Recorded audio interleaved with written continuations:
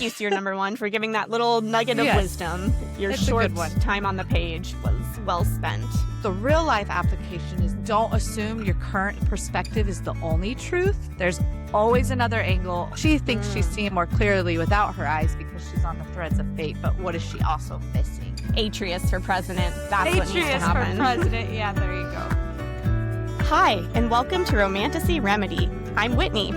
And I'm Kenzie. We're sisters-in-law and book besties who thrive on daily doses of magic and romance from our favorite fantasy stories. So, if your emotional support animal is a dragon and your therapist has shadow powers, you're in the right place. Thanks for being here and for liking, rating, and following our show. Before we get started, this is our official content warning. Simply put, Romantasy Remedy is a podcast for grown-ups. The topics and language will reflect that. Please listen at your comfort level. And one more thing before we dive into Slaying the Vampire Conqueror by Carissa Broadbent, our spoiler warning. For most of the episode, there will only be spoilers for chapters 1 through 17, but at the end of today's episode, we will have our Spoiler Central segment where we make connections to events later in the book and the entire Crowns of Nyaxia series. Don't worry, we'll give another big warning before Spoiler Central begins. And before we get started, we want to announce real quickly that we will be doing a giveaway. Woohoo! Since we just wrapped up finishing the Nightborn duology, which was The Serpent and the Wings of Night and Ashes and the Star-Cursed King, we have a surprise for you guys. So please follow our Instagram and watch for that. We'll be posting it soon. If you're watching on YouTube, you can see the surprise. Yes. But yeah, go and look there's at a surprise Instagram. inside too. Yes. So look out for that in the next couple of days, and we will be posting it, like I said, on Instagram. So find it there. Awesome. Thanks, Kenz. Well, one of our goals at Romantasy Remedy is to highlight how books in this genre inspire readers.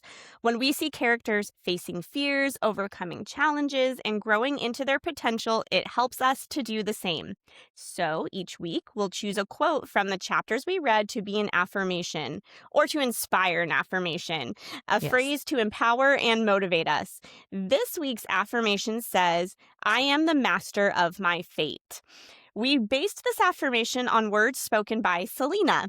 At this moment in the book, Selena is feeling triggered by her past trauma as she faces a life or death situation in the tunnels of Alka. Yeah. The direct quote reads, "I was not going to drown. I was not going to die. I was watched by the Weaver, the Lady of Fate, and I was a master of the threads, not another puppet to be manipulated by them." We love this because we all have times when we need the reminder that we are the ones in control. No matter how crazy the threads get, we have the power to choose our responses and our futures. Kenz, what do you think of this affirmation? I love it. I think that what you just said is perfect, right? We are the masters of our fate. So while there may be circumstances that are under our control, our choice on how we handle it is under our control, and that makes the difference every single time. 100%. Another quick thought I had about this moment in this stretch of chapters, and this is a theme that will come up a lot as we cover this book, so I don't want to bring on too much too early, but I feel like this is a great example of how faith is supposed to work in your life, having faith in a higher power or a higher deity. In this part of the book, it gave Selena the strength to do a difficult thing. And I think that's what it's meant to do. Now, there are many examples in this book of what it's not meant to do.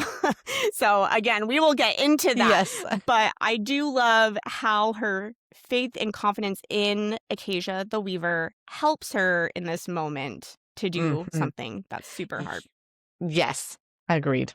In that same passage, Selena also mentions that for her to succeed in this task, she has to let go of the current and allow herself to be swept away. And I kind of love that little lesson because sometimes we fight so hard against our circumstances, the things we can't control, and rather than just letting go and focusing on what we can control. So all around, this is just a great little gem from these chapters. That's a good point. Yes, I like that. Thank Good you. point. Thank you. A great book therapy moment, right? Don't forget that you can find a printable version of the affirmation in the show notes in case you want to put a reminder somewhere in your home or your car, wherever. Keep listening so that you can hear more moments from these chapters that either Yes. inspired, healed, humored, or wooed us. And Yay. before we get into that, Kenzie is going to recap what happened in this week's section of chapters. Meet Selena, assassin, fate reader, and legally blind, but still more observant than everyone else. She doesn't need eyes, she casually sees threads of fate.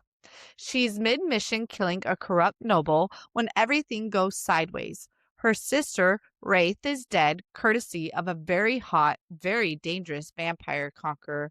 Selena almost kills him on the spot, but tragically gets told, don't, and retreat. Back at the Arcasan HQ, aka Salt Circle Therapy, the site mother assigns Selena her new mission: infiltrate the Conqueror's inner circle as a seer and then kill him. Selena is like, say less. Why didn't I do it before? Exactly. She's like, I've been waiting. Tried. She murders the current seer like the efficient queen that she is and is finally introduced to the man of the hour, Atrius. Did we mention he has horns? Somehow it's working for him. Yeah, it is. Selena cements her place as Atrius' seer and starts feeding him visions, mostly truths, plus one very important lie about when to invade the next city, Saboteur. But then, plot twist, Atrius isn't the villain she expected. He's nice to his horse, treats his soldiers with respect, and is annoyingly honorable. Selena's like, this is inconvenient for my murder plans. Also inconvenient, she gets assigned a vampire babysitter, Ericus, who loves to test her ability to see with a blindfold on and tease her relentlessly for any unarcasian behaviors, such as cursing or staring at Atrius without a shirt on. Speaking of Atrius, Selena convinces him to let her fight in Alka, but has to prove her skills by sparring with him. The chemistry is off the charts. Then comes the tunnel chaos. Civilians shoved underground, rising tides, and suddenly everyone's in a near death water park. Selena realizes her lie caused this and has to save everyone by blasting through rock and manipulating fate threads like the magical multitasker she is. They survive, take the city, and Atrius continues to not live up to the bad boy reputation. His sword skills are impressive, but he only uses them on the corrupt king, not on innocent humans. Once the takeover is complete, Atrius reassures the people that they won't become vampire snacks and then almost kills Selena for lying. Fair. Very fair. She talks her way out of it using prophecy knowledge. Girl stays prepared. And later helps clean up the aftermath while Atrius personally honors his fallen soldiers until sunrise like a grieving king with feelings. In conclusion, Selena is supposed to kill Atrius. Atrius is hot and honorable, and we all know where this is going. Yeah, we do. Yay, Atrius. Are you so happy to be I am reunited with so Atrius? happy. I've been so excited for this one. I think this is, out of the whole series, is one of my favorite books. It's a really good one, for Yeah. sure. And yeah, I'm not going to say anything else yet. I have so many thoughts about it, actually. I'm so excited too. Well, and I'm so excited to get into what each of our romantasy remedies are Yes. from the first several chapters of Slaying the Vampire Conqueror. So are you Agreed. ready? I'm We're ready. ready. Let's do this. So here's where I want to go first. Okay. I want to talk about when Selena first arrives to the Salt Keep and when she's about 10 years old, right? And when she arrives there, she paints the ocean. Remember, the Salt Keep is near the ocean. There's these beautiful cliffs. And so she paints it. And then the next morning, the site mother finds her painting. And the following conversation happens. The site mother goes, "What is this?" she asked me. "It's the ocean," I said. "No," she said, "it is paper." Her magic shredded the parchment in seconds. I hadn't known then that the sight of those shards of paper swept away into the ocean was one of the last things I would see with my eyes alone. Maybe that was why I still dreamed of it sometimes, those painted scraps of color fluttering away like butterfly wings, so easily consumed by the world. Nothing but paper, just like the Sight Mother had said. This is probably when I started not being a fan of the Sight Mother. So soon? Really? I was like, oh, it seems a little harsh. I mean, I just pictured my kids showing me Yeah. this artwork they did and me just like ripping it up. This is just paper. So rude. Could you imagine? Oh, yeah. And this does lead into something deeper, but I want to read that Yeah. passage first as context because you need to know that it happened for where we're headed here. The Sight Mother's a conversation for another day, but I have feelings about her. So fast forward a little bit. When she's about to seer for the first time for Okay. Atrius. And he takes her to this area that's near a lake and asks her if she can see it. And he knows that she sees through the threads. And that's what he's asking, like, do you see this lake through the threads? And she tells him that she can see it in all the ways that matter. And when he asks her for clarification on that, Selena tells him, it means that I know the water is still and flat. I can sense that there are no ripples in it. I know that there are rocks on the other side, more on the west, and grass on the eastern edge. And this is what Atrius says in reply. Those are facts. That's not the same as seeing it. And Selena's kind of like, in what way? Right. And this is the line that really stood out to me. Are you ready? I'm ready. Atrius says, when you see the moon rise, some might say there's something more to it than coordinates in the sky. For some reason, I found myself unwillingly thinking of my little painting of the sea. So let that settle for a moment. Selena then asks Atrius, why are you asking me this? And Atrius says, just wondering if you're smart enough to know the value of things that can't be quantified. So he's so deep. So deep. Yes. I actually was just about to say, prior to this reread, I have always liked Atrius. I have not been obsessed with him. But this was a moment where I started to wonder what I missed the first 2 times I read this book, because this is a beautiful statement. I love the word choices when he says, when you see the moon rise, some might say there's something more to it than coordinates in the sky. And for me, I can definitely think of things in my life that are like that, where I can't really pinpoint why they are meaningful to me or why they help me the way they do. I like to think of it as, like, I call it real life magic. There are things that just bring real life magic to me. Seeing a beautiful moon or anything beautiful in nature, for example, brings real life magic to me. Right. Hearing really beautiful music, reading words that speak to me, all of those are real life magic. And I feel like that's what Atrius is getting at here. He's trying to get a feel for if Selena can only see things as fact, or if she understands the things that aren't quantifiable, as he says. Right. Did this conversation strike a chord with you at all? Do you remember reading No, this? it definitely did. Like I said, I feel like he's so steep, but I like how he's like, I want to know if you're smart enough to know the value of things, because like you said, Yes. facts are facts and facts are great and facts are important, but sometimes there's more value to things than their face value. That sounds so silly coming out, but it's true. Like, I think of it, we were, like you said, real life magic. Just this evening, my kids were outside. We had to water the lawn because it's that time of year in Texas already. We're watering our lawns. Yeah, And absolutely. like you said, it's a fact. We're watering the lawn because it's hot and we have to keep the lawn green and all of these things. But my kids were running out in the sprinklers and the sun was setting. And so it's like that real life magic where it's like these moments that there's just something special. They're simple but special. Right? Well, and I love how in that example, it's a very ordinary moment. Yes. It's not even watching a beautiful sunset or seeing a piece of art. It's just an ordinary everyday moment. Yeah. But there's magic to be found in it. And I don't want to spoil anything because, like we said in our intro, we're covering the first however many chapters today. So I don't want to say anything that's in later chapters. But as you read this book and you learn more about Atrius, you learn more about his people and what they have been through, it totally makes sense that he would say this.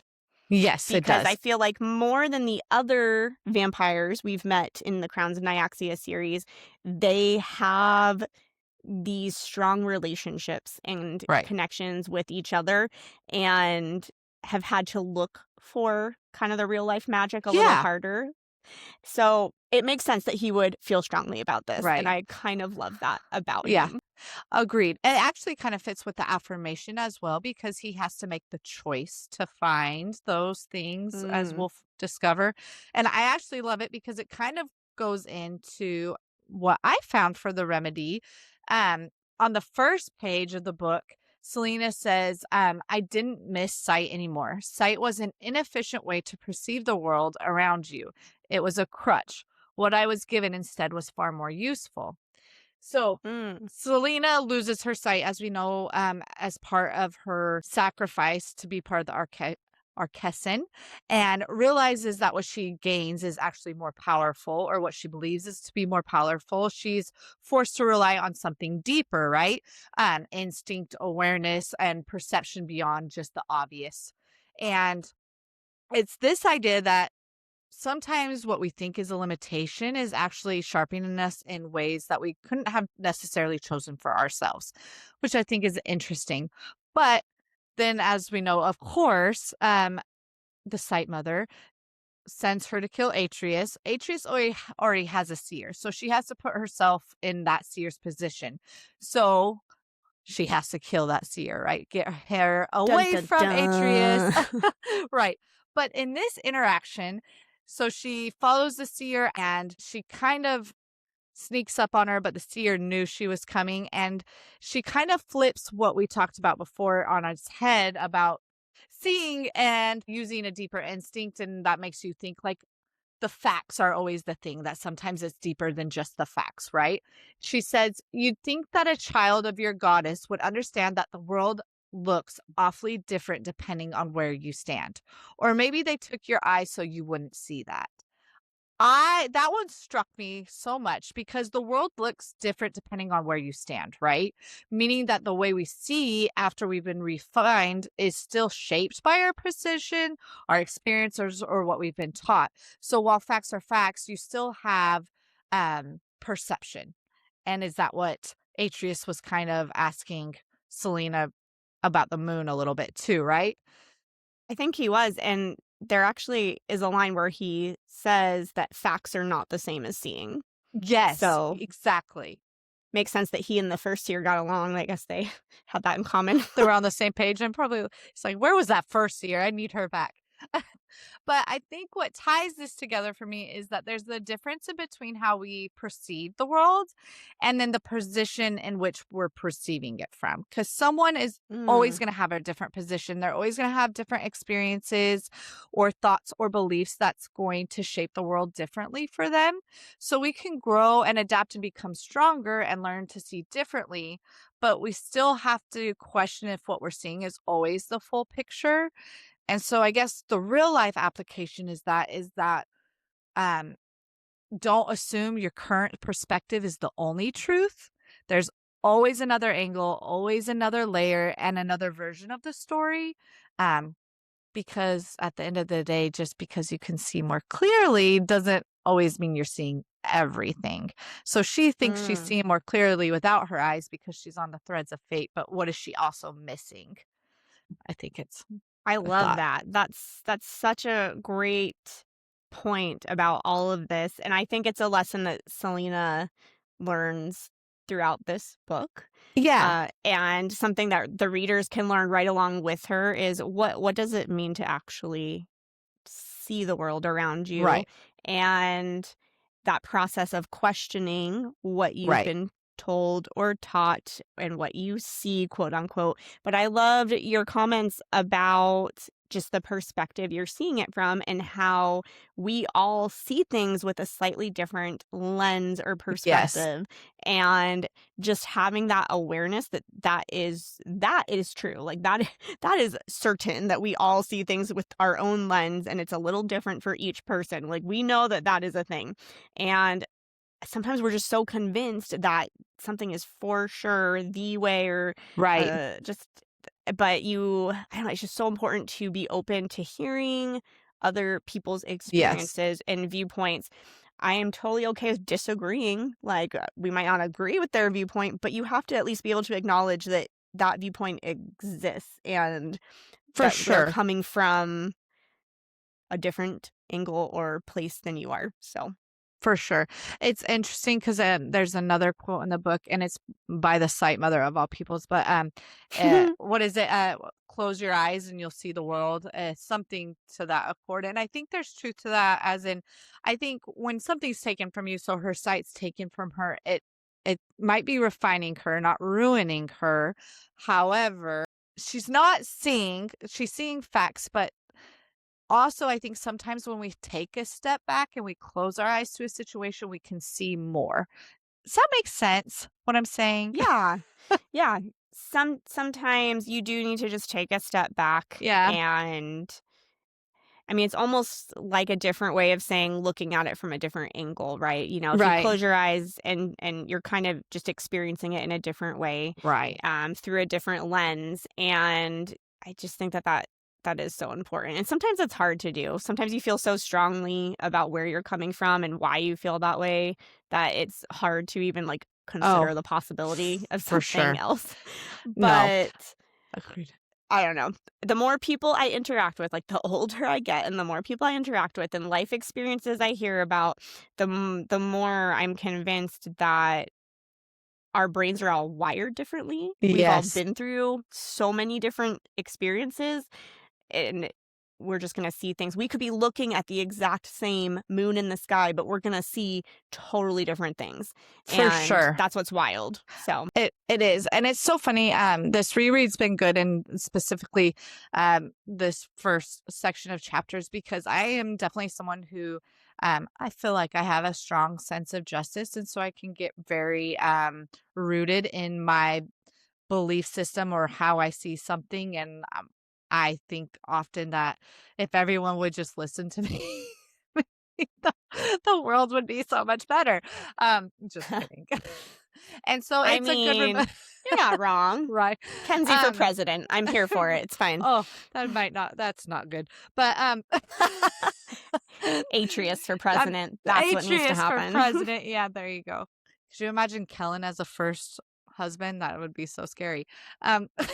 Just kidding. Or Yeah. entertaining. It depends on how you Very look at entertaining. Very Yeah. entertaining. Yeah.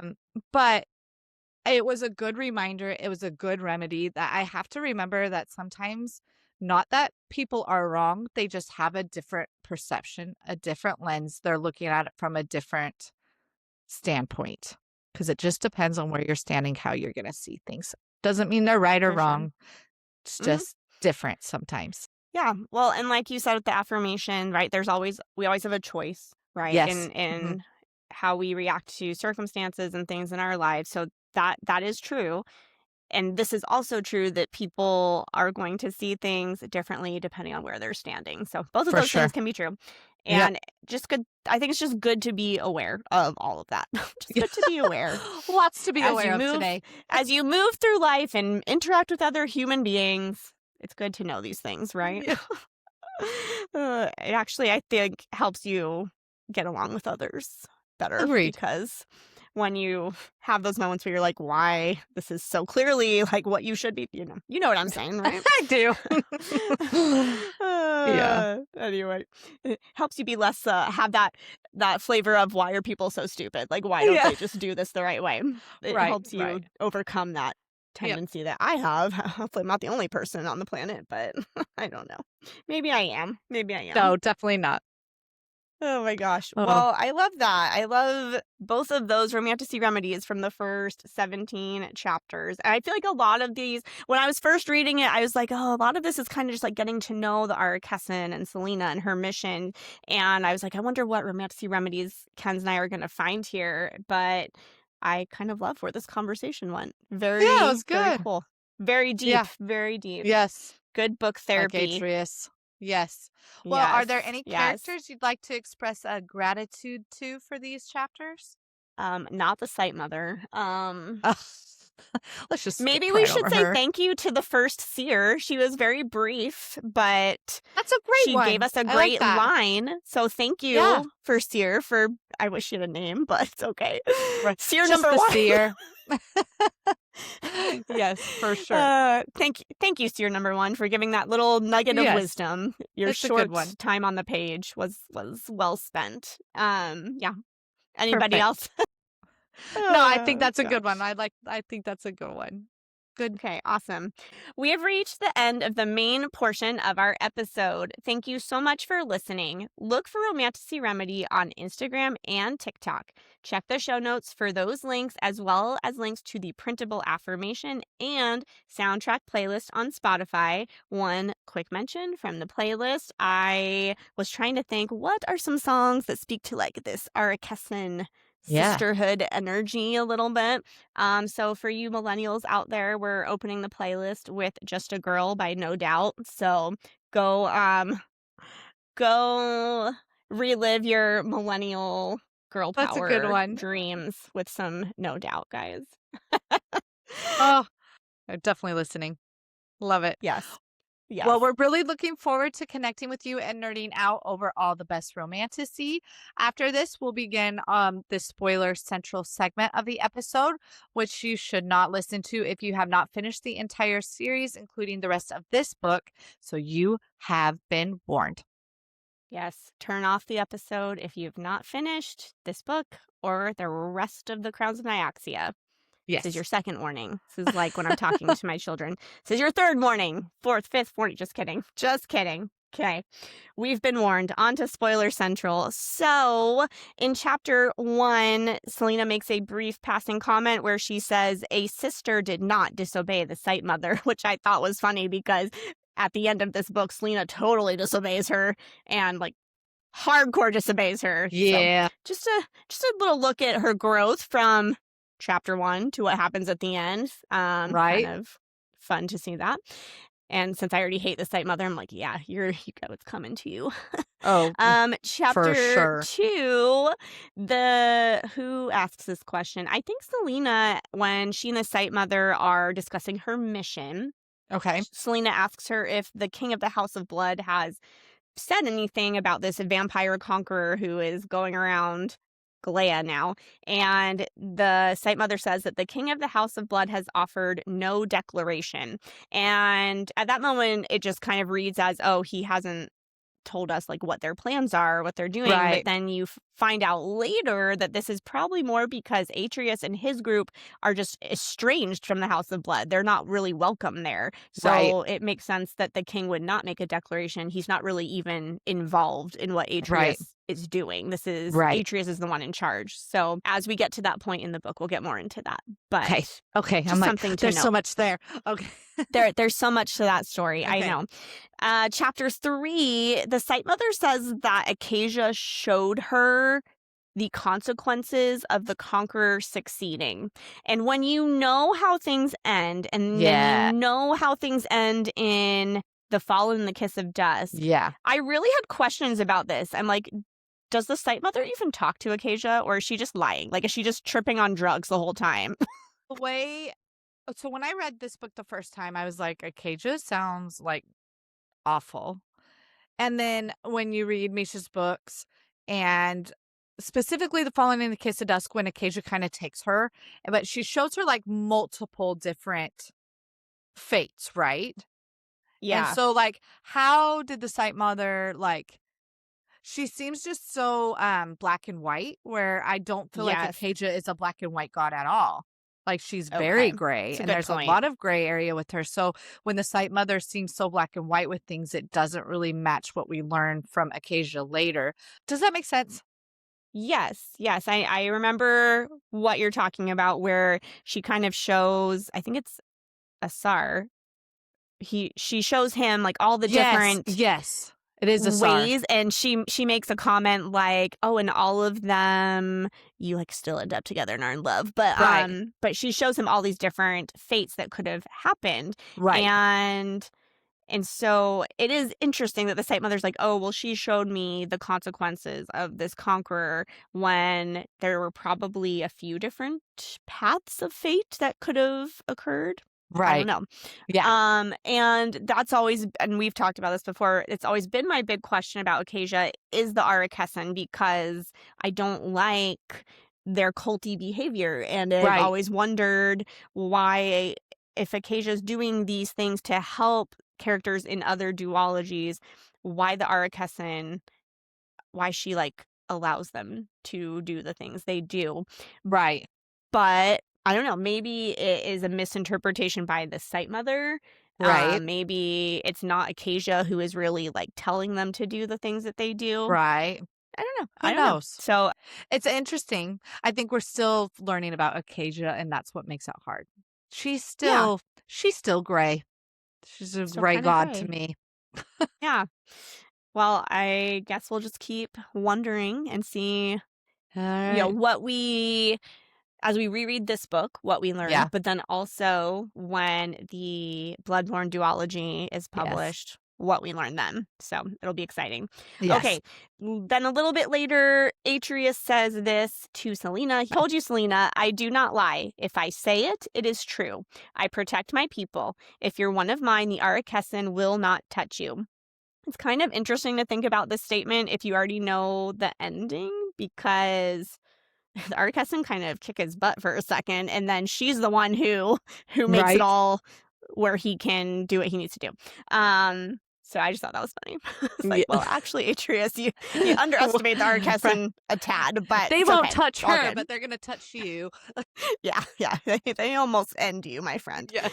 Um, then let's see. When she's getting ready to seer, Selena goes, it took a significant amount of preparation to seer for Acacia. She was a goddess that placed great value on ritual. She lorded over the unknown, after all, and tapping into the unknown took significant focus. And that just got me thinking about all the White Pantheon gods. Yeah, I think they all place great value on ritual. Would you for say that sure. that's true? Because Yes. think about like Misha's experience with Atraxas, Yep.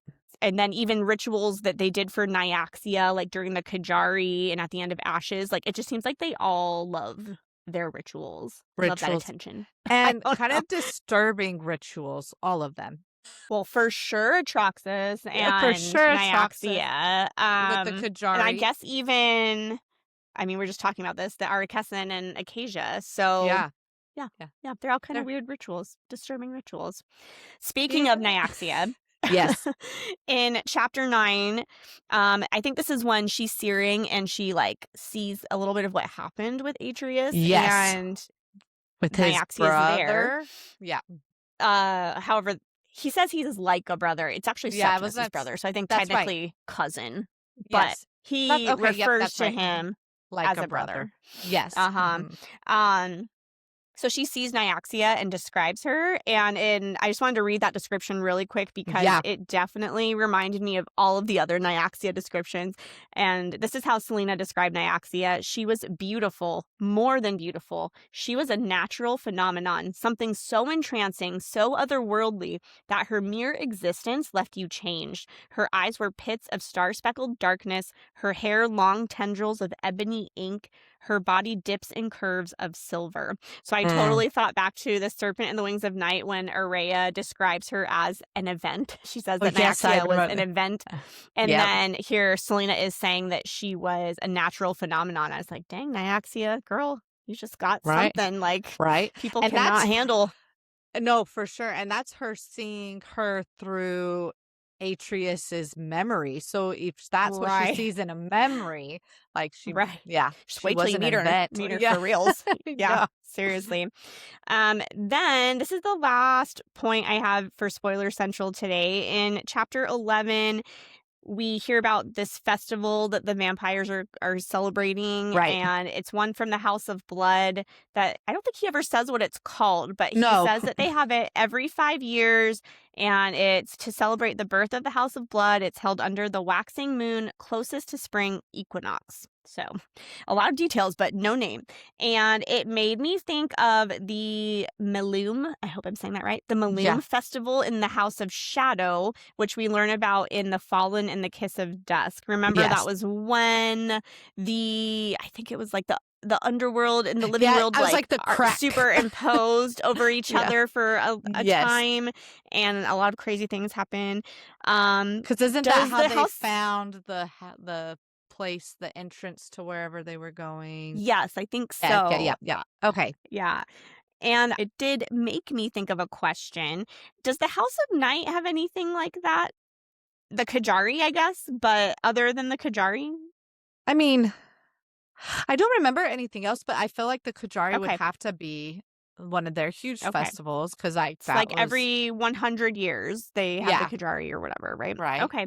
There Yeah. is a festival, I guess, at the end of Ashes, but they don't name that one either. Remember the one No. where Araya and Rain they like offer Nyaxia the gifts and she almost like doesn't even Yes.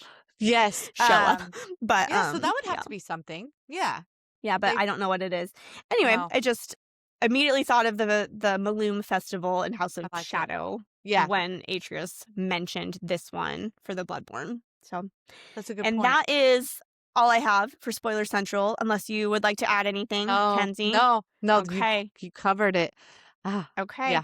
Good deal. Well, thank you for having this book chat with me, Yes, Kenz, thank as you. always. The And everyone best. else, thank you for listening. And please come back as we keep reading Slaying the Vampire Conqueror for more Atrius and Yes, Selena, but more Atrius. Atrius.